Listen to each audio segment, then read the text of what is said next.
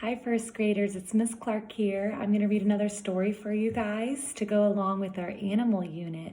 So last week you listened to Miss Adamak read a story about Lars the polar bear and how he went for a great adventure. And I have another story about Lars, and this one is called Little Polar Bear and the Big Balloon.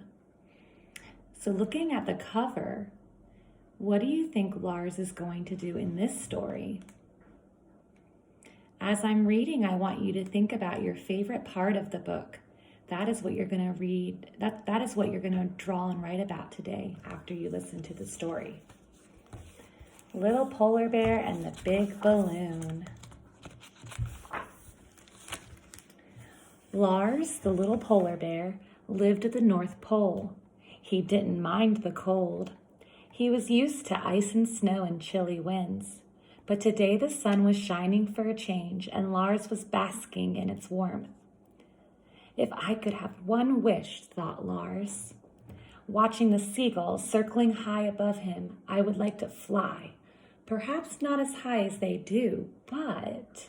A loud throbbing interrupted his daydream. It was a ship. That meant danger. Lars quickly slid off his ice floe. Lars clung to the floe as it rocked on the waves. The ship came so close that it nearly brushed against him. When the ship had gone past, Lars started to climb back onto his ice floe. Then a voice called, "Look out down there." Something plummeted past him and disappeared underwater with a splash. What do you think went into the water? See his little feet. When Lars had recovered from his shock, he ducked under the water to see what that something was. It was a strange bird. Alarmed at the sight of a polar bear, the little bird tried to swim away. But Lars swam underneath it and lifted it out of the water. "There's no need to be scared of me," he said. "I'm Lars, the little polar bear." He spoke so kindly that the little bird stopped being frightened at once. "I'm Yuri, the little puffin," he said, smiling back at Lars. So that's Yuri, and that animal is called a puffin. Looks kind of like a penguin, kind of like a bird, but it must be another animal that lives in the Arctic. Let's see. "A puffin? I've never seen anyone like you before," said the little polar bear. "Where do you come from?"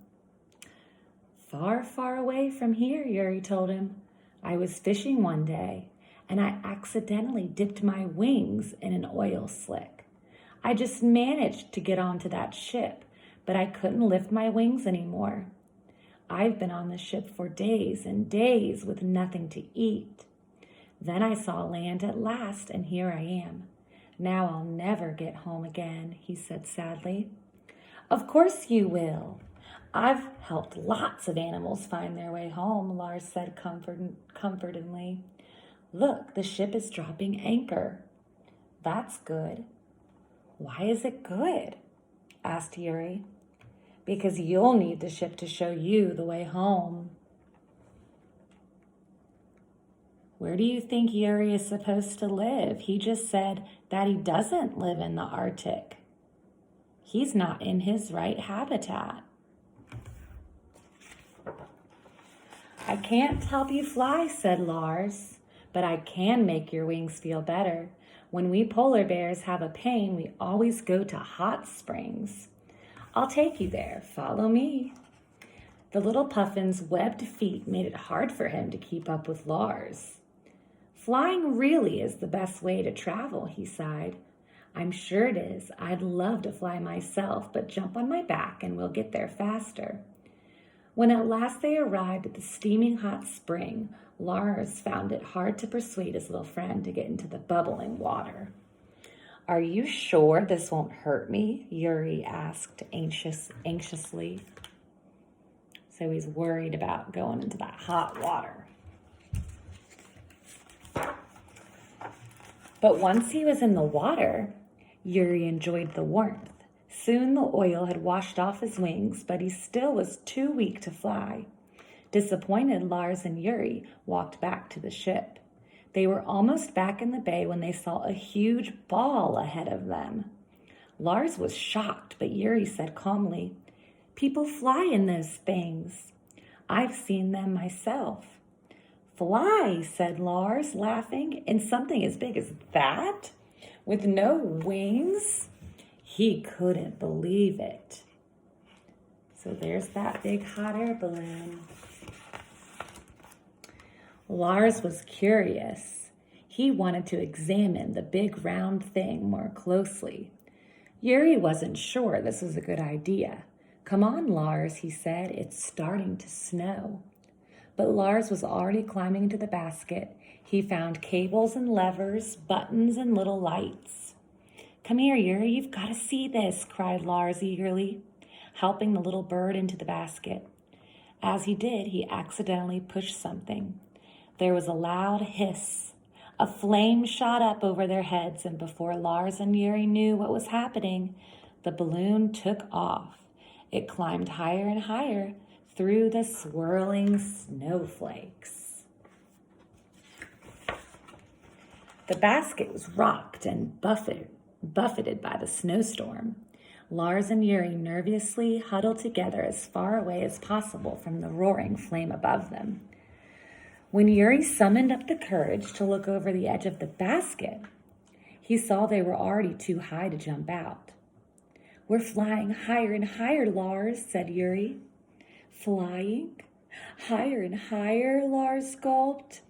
"Yes, we're in the clouds," said Yuri. "Clouds?" stammered Lars, and he gulped again. Suddenly, the roaring stopped. The flame went out, and they floated peacefully above a sea of clouds. "Look, Lars," cried Yuri excitedly. "See how wonderful it is to fly?" Lars peered over the edge. The clouds were no longer above, but below him now. Lars was amazed, but he was scared too because they were so high up. "I think perhaps I can fly from this height," Yuri declared. And before Lars could stop him, the little puffin had launched himself into the air. "See you later," he cried as he disappeared into the clouds. Lars was left on his own. Lars held on tight as the balloon sank back into the clouds. "Help, Yuri, help!" cried Lars, but there was no answer. Swaying violently, the balloon finally came out of the clouds, and Lars could see where he was going. And there was Yuri. "Look, Lars, I can fly again," he cried happily, and he was gone. Lars was so pleased that he forgot his fear for a moment. Then he saw the ground getting closer and closer. But the little polar bear was in luck. The basket slid gently over the snow-white ground. Before it came to a halt, Lars jumped out. Never had he felt so glad to be in deep, soft snow. Yuri flew up to him with a beak full of little fish. "For you," he said, laughing happily. "It's all thanks to you that I can fly again." "And thanks to you, now I know what it's like to fly," said Lars, and he laughed happily too. Lars climbed to the top of the highest snow hill so that he could watch Yuri sailing home. "Goodbye, Lars," cried Yuri. "Next summer I will come to visit you, I promise." Then he swooped down onto the departing ship. After the ship disappeared over the horizon, the little polar bear stayed at the top of his snow hill. "This is high enough," he thought.